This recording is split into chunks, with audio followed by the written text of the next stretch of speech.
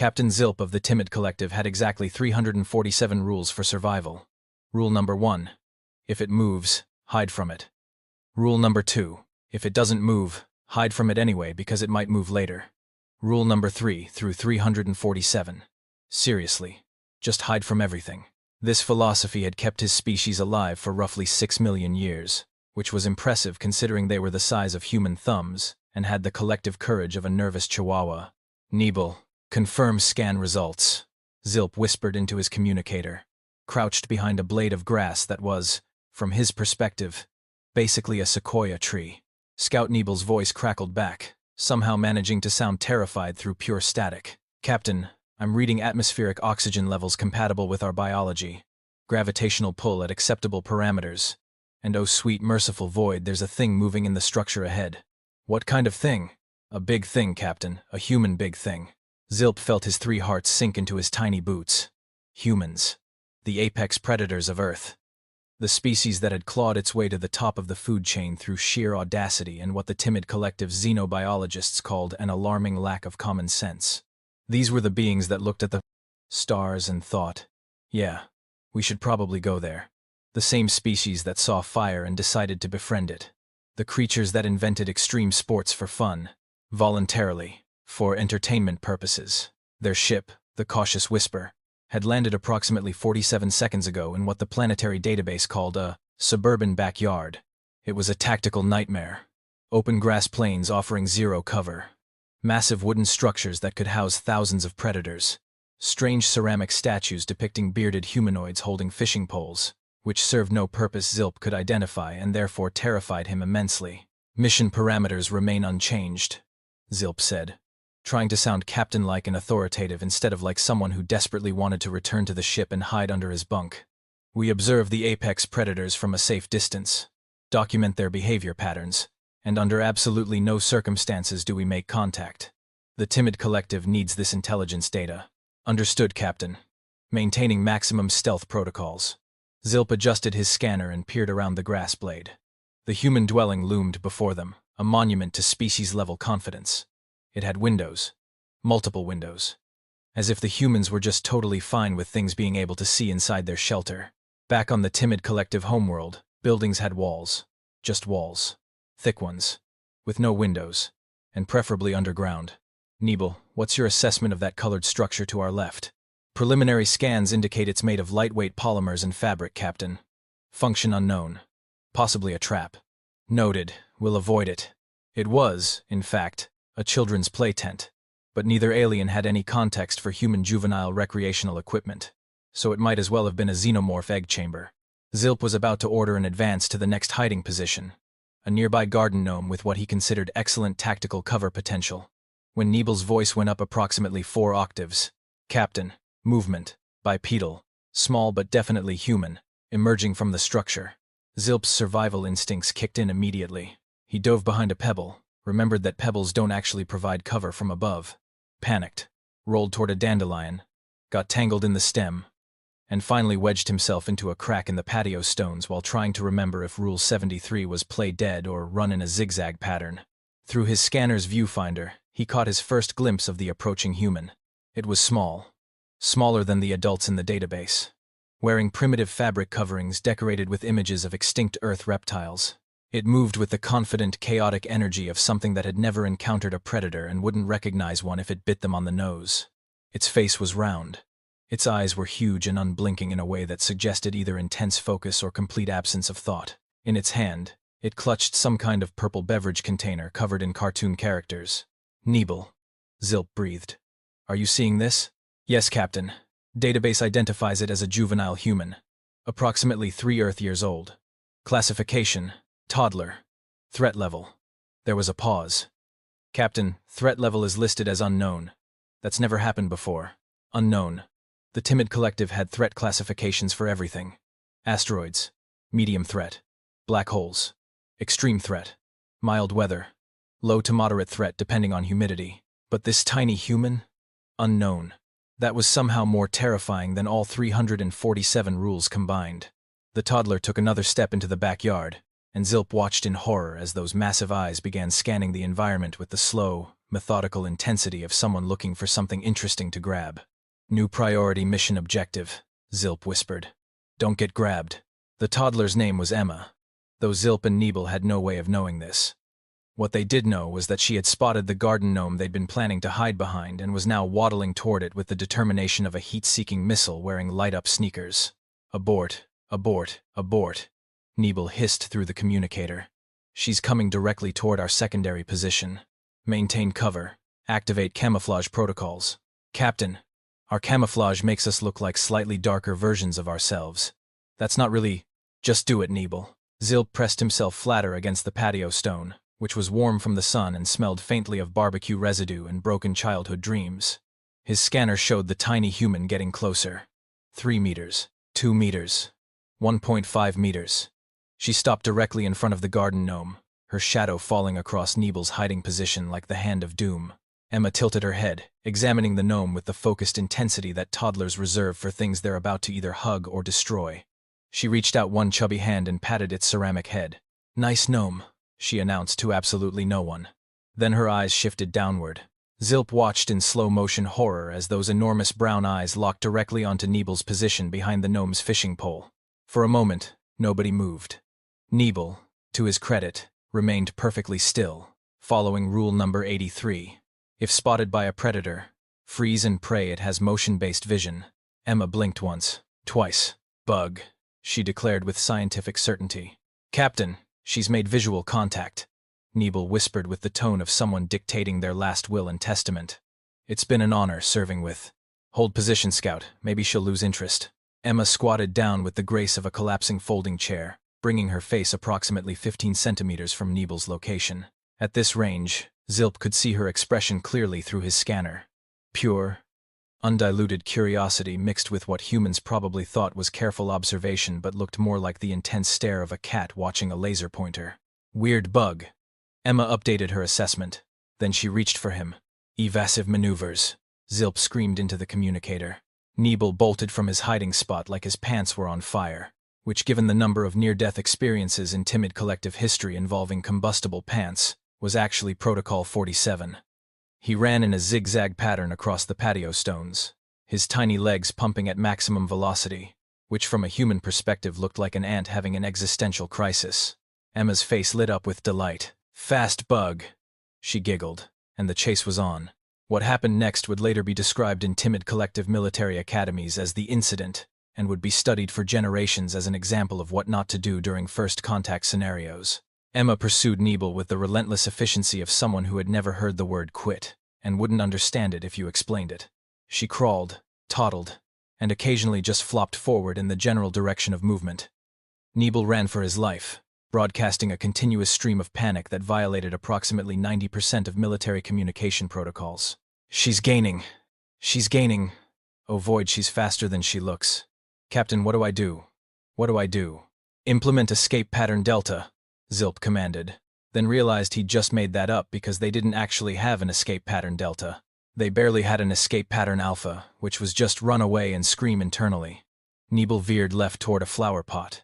Emma course-corrected instantly. He doubled back toward the grass. Emma anticipated the move like she'd studied their tactical playbook.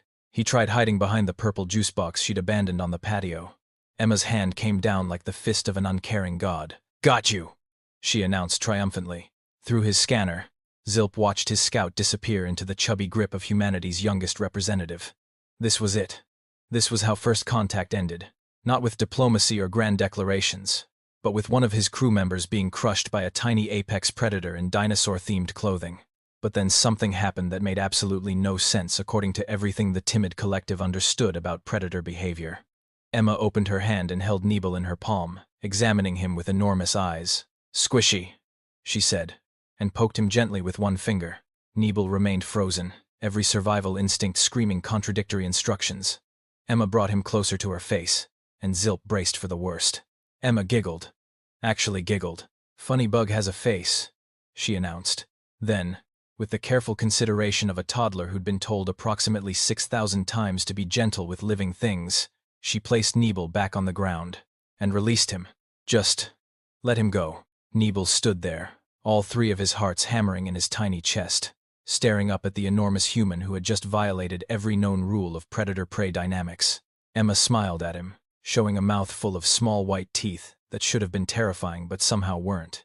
Then she spotted Zilp behind his pebble. "Another one!" Emma shrieked with joy, and the captain of the Timid Collective's finest scout ship found himself running for his life across a suburban patio, while a 3-year-old human laughed like this was the best game ever invented. Somewhere in the distance, a juice box leaked purple liquid onto warm stone, and Zilp realized that rule number 347 might need a serious revision. Zilp made it approximately 1.3 meters before Emma's hand descended from the sky like a fleshy meteor and plucked him off the ground mid-sprint. "Up you go," Emma announced, as if narrating a nature documentary for an audience of exactly nobody. The world spun. Zilp's 3 hearts attempted to beat in 17 different rhythms simultaneously. His scanner dangled from his belt, swinging wildly and probably recording footage that would traumatize xenobiologists for generations.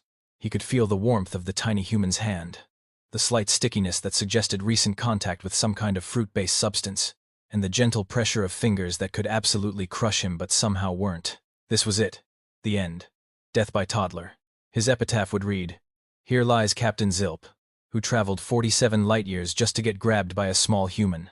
Then Emma brought him up to eye level, and Zilp found himself staring into brown eyes the size of escape pods. "Hi, Bug," Emma said seriously, as if introducing herself at a very important business meeting. Zilp couldn't respond, partially because his translator was designed for long-range communication, and partially because his brain had completely abandoned standard operations and was currently just broadcasting static and the overwhelming urge to play. "Dead." Emma poked him with one finger of her free hand. The poke was gentle, investigative, like a scientist examining a specimen, except the scientist was 3 years old and the specimen was having a full psychological breakdown. "Squishy." Emma confirmed her earlier hypothesis. Then she squeezed very slightly, and Zilp made a sound that the translator later rendered as, "Weep." Emma's eyes went wide. "Bug makes sounds." She squeezed again, apparently hoping for an encore performance. Zilp obliged with a slightly higher-pitched weep that he would deny making for the rest of his life if anyone asked. This delighted Emma beyond measure. She giggled, a sound that should not have been terrifying but absolutely was when you were the size of a grape and currently being treated like a squeeze toy. Then she did something that shattered Zilp's entire understanding of predator behavior. She set him down on the patio stone, opened her hand, and released him. Again, Zilp lay there on the warm stone, staring up at the enormous human who had just caught him and then decided not to eat him, crush him, or add him to some kind of collection. Emma smiled down at him with what could only be described as affection, then turned her attention back to Nebel, who had been trying to sneak toward the grass during the commotion. "Your turn," Emma announced, launching herself toward the scout with renewed enthusiasm. "Captain, what's happening?" Nebel gasped as he fled. "Why didn't she terminate you? This violates every predator protocol in the database." "I don't know, Scout. Just keep moving and—" Emma caught Nebel again, this time scooping him up with both hands cupped together like she'd been taught to hold butterflies. She brought him close to her face, examined him from multiple angles, discovered he made the same weep sound when squeezed, giggled hysterically, and then placed him gently back on the ground next to a dandelion. "Good bugs," Emma declared, patting the stone beside them with enough force to create a minor earthquake from their perspective. Zilp watched his scout slowly rise to his feet, looking as confused as someone could look when they had compound eyes and no traditional facial expressions. "Captain," Nebel said slowly, "I think we need to update our threat assessment." "Agreed. How many times has she caught and released us now?" "By my count, 7 times in the last 4 minutes. Captain, this doesn't make sense. She's clearly identified us as prey items. She's faster than us, bigger than us, and has opposable thumbs. Why does she keep letting us go?" Before Zilp could formulate a response that wouldn't reveal how completely out of his depth he was, Emma caught him again. This time, she turned him upside down, examined his boots with intense fascination, declared them tiny shoes, and set him back down right side up. Zilp activated his emergency transmission to the cautious whisper, still hidden behind a rhododendron bush at the far end of the yard. "This is Captain Zilp broadcasting to Mothership. We have made contact with a juvenile human. Repeat. Contact with juvenile human. Current status. Caught and released multiple times. Request immediate extraction and—" Emma's face appeared directly in front of him, so close he could see his own reflection in her pupils. "You talk," she announced with the excitement of someone discovering fire for the first time. She caught him again, brought him close to her ear, and waited expectantly. Zilp's translator continued broadcasting. Situation is rapidly deteriorating. The human appears to be studying us but shows no signs of aggression. This is unprecedented. Our entire understanding of beep beep beep. Emma interpreted his translator's sounds. Bug goes beep beep. She set him down, caught Nebel, held him to her other ear, and waited for him to beep too. When his translator obliged with panic status updates to the mothership, Emma nodded with satisfaction. Both bugs go beep beep, she announced to the universe. Your friends. The mothership's response crackled through their communicators. Captain Zilp, your biosigns indicate extreme stress but no physical damage. Please clarify current situation. Are you under attack? Zilp watched Emma plop down onto her bottom on the patio, carefully place both aliens on the stone in front of her crossed legs, and begin rummaging in her pockets for something. Negative, mothership. We are not under attack. We are. I don't know what we are. The human keeps catching us and then inexplicably not killing us. She appears to be treating us as some form of entertainment or companionship. Current theory: humans may not be apex predators at all. They may be apex something else entirely, and I have no idea what that something else is. Emma produced a cracker from her pocket. It was roughly the size of their spaceship and covered in what appeared to be orange dust. She broke off a piece the size of Zilp's head and held it out to them. Snack, she offered generously. Bugs need snacks. Nebel looked at Zilp. Zilp looked at Nebel. The cracker hung in the air between them like an offering to tiny, confused gods. Captain, Nebel whispered. What do we do? I have absolutely no idea, Scout. This wasn't covered in training. Emma wiggled the cracker closer. Snack, she insisted with the tone of someone who would not take no for an answer. Somewhere in the timid collective archives, 347 rules for survival gathered dust. None of them had prepared Zilp for being force-fed cheese crackers by a toddler who thought he was her friend. From inside the house, a voice called out. Emma, sweetie, what are you doing out there? Emma's head snapped toward the sound. Playing with my bug friends, Mommy. Zilp felt a new wave of panic. If one small human was this incomprehensible, what would a full-sized adult human do to them? That's nice, honey. 5 more minutes, then lunch. 5 minutes. They had 5 minutes before the situation potentially escalated to include a larger human. Zilp needed a plan. A strategy. Some way to extract his crew from this bizarre catch-and-release protocol before. Emma picked him up again, held him at arm's length, and examined him with the critical eye of a toddler who just had the best idea ever. You need house, she declared with absolute certainty. And that's when Zilp realized their situation had just gone from confusing to actively terrifying. The house turned out to be a shoebox. More specifically, it was a shoebox that had previously contained light-up sneakers with cartoon characters on them. Still smelled faintly of rubber and child foot, and was currently being lined with leaves that Emma collected with the meticulous care of someone building a luxury resort. Nice bed, Emma narrated, stuffing 3 times too many leaves into the box. Soft bed for bug friends. Zilp pressed himself against the cardboard wall, watching in horror as their new prison took shape. This was it. The catch-and-release protocol had been a test, and they'd failed. Now came the captivity phase. He'd read about this in the database. Humans kept smaller creatures in containers for observation and entertainment. They called them pets. Nebel, we're being domesticated. Zilp hissed through the communicator. At least she's using organic bedding? Nebel offered weakly from where he'd been placed on a particularly large oak leaf. That's considerate, right? We're prisoners in a sneaker box. There is nothing considerate about this situation. Emma finished arranging the leaves and sat back to admire her work with the pride of an interior designer completing their masterpiece. Then she remembered the cracker. Situation remained unresolved. She broke off another piece and dropped it into the box. It landed next to Zilp with enough force to create a small crater in the leaf bed and send up a puff of orange cheese dust. Eat, Emma commanded, pointing at the cracker with the authority of a tiny dictator. Captain, should we comply? Nebel asked. I don't think we have a choice. Zilp approached the cracker fragment cautiously. It smelled like processed cheese product and childhood obesity. He took a small bite. It tasted like salt and regret, and approximately 47 artificial ingredients that his scanner immediately flagged as nutritionally questionable. Emma clapped her hands together. Good bug. Eating snacks. She picked up Nebel and held him close to the cracker. You eat too. Both bugs eat. This continued for another 2 minutes. Emma carefully monitoring their snack consumption like a concerned parent, occasionally poking them gently to ensure they were still working, and providing running commentary on their every movement. This one has tiny feet. she observed about Zilp. This one has tiny face, she noted about Nebel, who took offense but couldn't really argue since from Emma's perspective, his entire body was basically just face.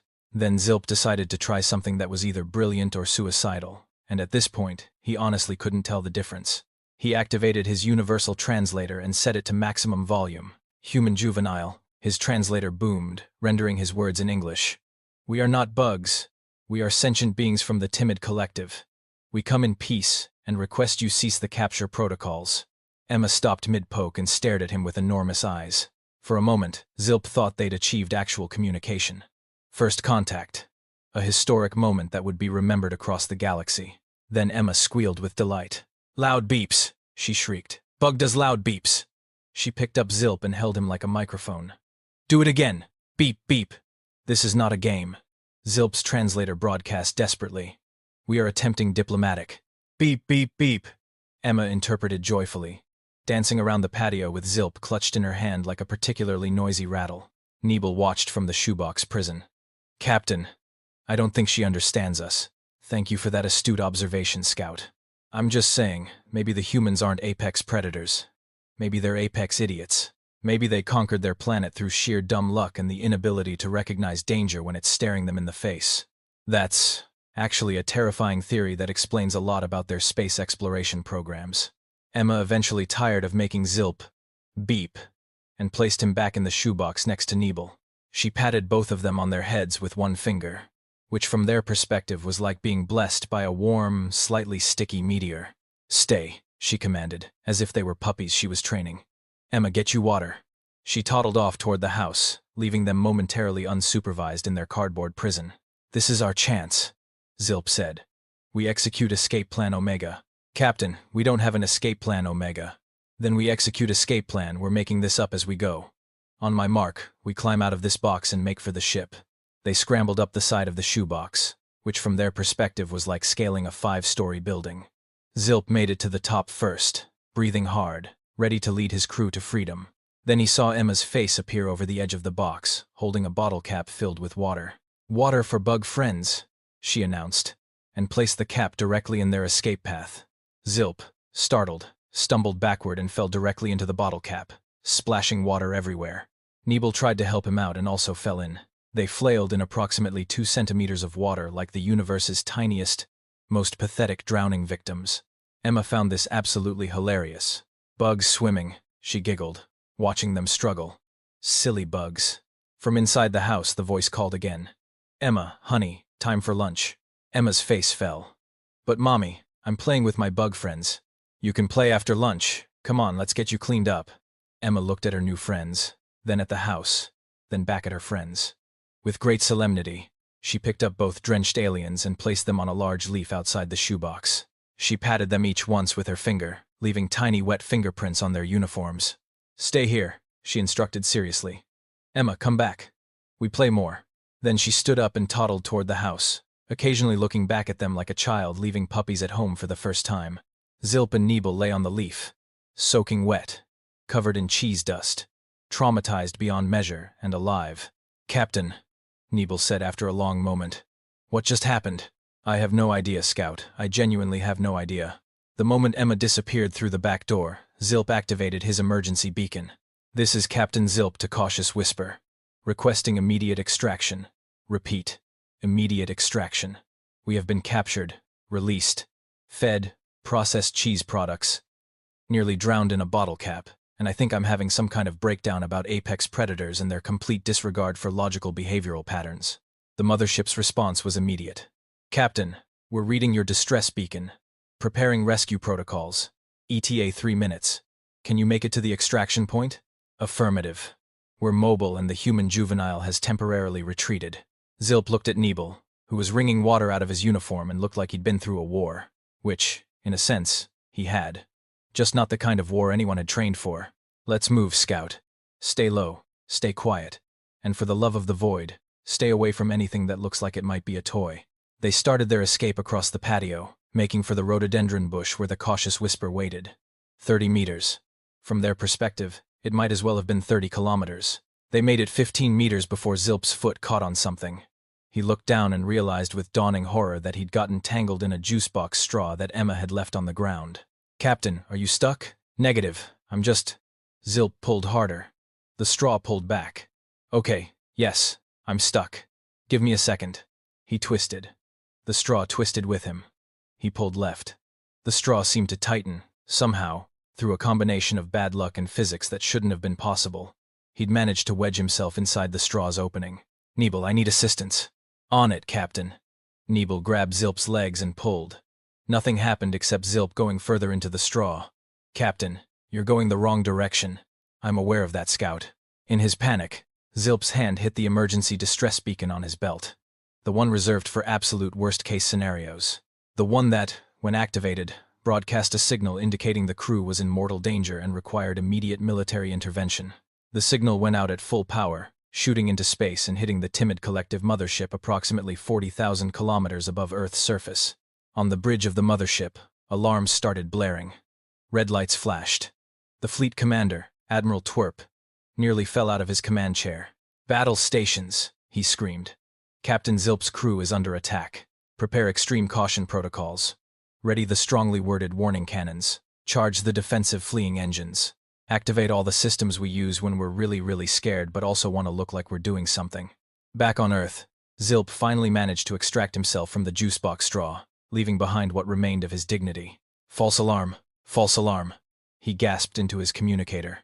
"Accidental beacon activation. Stand down. Repeat, stand down." But it was too late.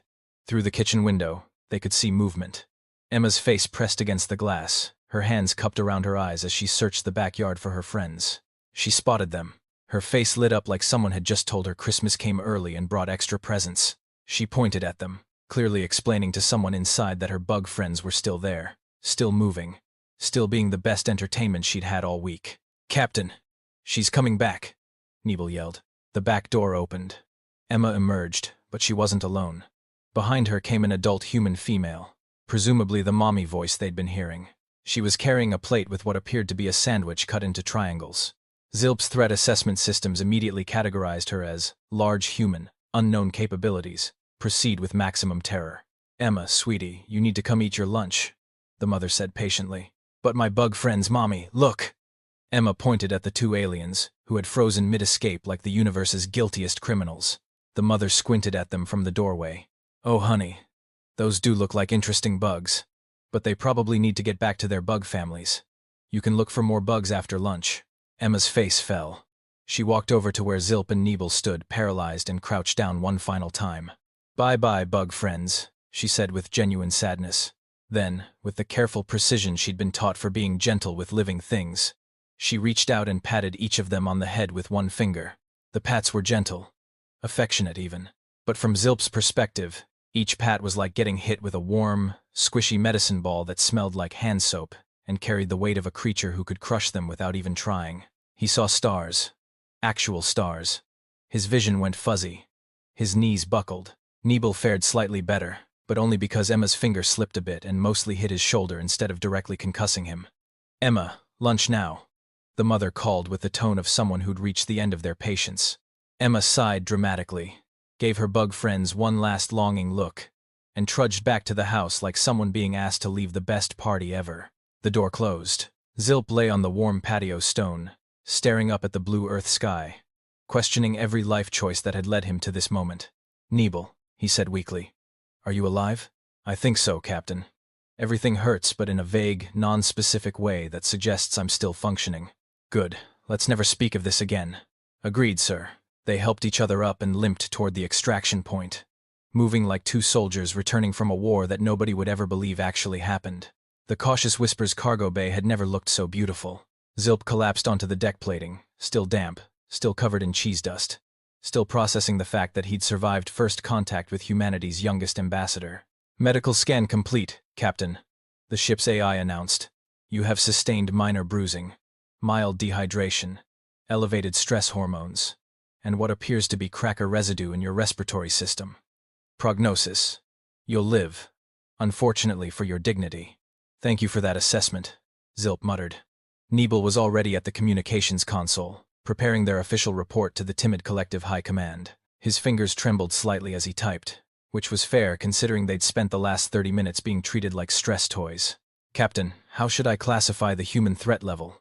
Zilp stared out the viewport at the house where Emma was presumably eating her triangle sandwiches and maybe, possibly, already forgetting about the 2 weird bugs she'd played with. Or maybe not. Maybe she'd remember them forever. Maybe they'd become her origin story for a lifelong interest in xenobiology. And someday, decades from now, she'd be the scientist who made actual first contact with the timid collective, and she'd smile and say, "You know, I think I met some of you folks once when I was 3. That thought was somehow more terrifying than anything else that had happened today. Put down unknown/incomprehensible, Zilp said finally. Threat level. Existentially confusing. Should I include the catch and release data? All of it. High Command needs to understand what we're dealing with here. These aren't apex predators in the traditional sense. They're something worse. What's worse than apex predators, Captain? Zilp watched through the viewport as Emma appeared at the kitchen window, waving at something in the backyard. Maybe at birds. Maybe at squirrels. Maybe at the empty patio where her bug friends had been. She was smiling. Apex weirdos, Zilp said quietly. They're apex weirdos. Nebel. They conquered their planet not through fear or aggression, but through relentless curiosity and an apparently genetic inability to leave things alone. They see something small and helpless, and their first instinct isn't to eat it or kill it. It's to poke it, to study it, to declare it their friend and try to build it a house and feed it snacks. That's actually kind of nice, sir.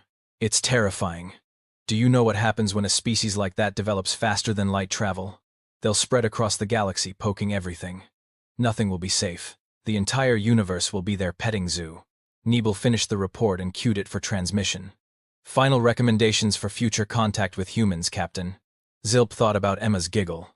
The gentle way she'd released them every single time. The genuine sadness in her eyes when she'd said goodbye. The tiny house she'd built because she thought they needed one. Recommendation 1. Avoid at all costs. Recommendation 2. Especially avoid the small ones. They're unpredictable, relentless, and apparently immune to normal predator-prey dynamics. Recommendation 3. Update all survival protocols because our current 347 rules don't account for apex predators who catch you specifically to make you their friend. Transmitting now, sir. The report shot into space, carrying with it humanity's most comprehensive review to date. Mostly harmless, unless you're tiny, in which case they're going to find you adorable, and that's somehow worse. Set course for home, Nebel. Maximum warp. And for the void's sake, make sure we never, ever come back to this sector of space. Aye, Captain.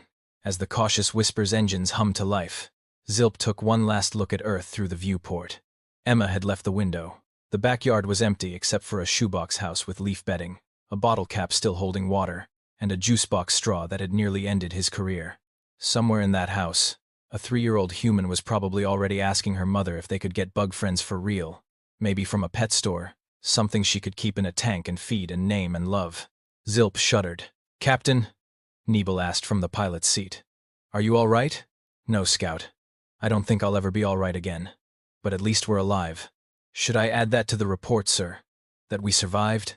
No, Zilp said quietly, watching Earth shrink in the viewport. Let's just say we made contact with juvenile humans and leave it at that. If anyone asks for details, tell them to check the classified files under Nightmare Fuel subsection. Adorable. The ship jumped to hyperspace, leaving behind a solar system full of humans who would never know they'd been visited by aliens. Emma would grow up, maybe remember her bug friends as a weird dream, maybe not remember them at all. But somewhere in the timid collective archives, a report would exist. A warning to future generations of scouts and explorers. A cautionary tale about the dangers of cute apex predators who catch you not to eat you, but to love you. And in the recommendation section, in bold letters that would be studied for generations, 4 words. Just hide from everything. It was, after all, what they did best.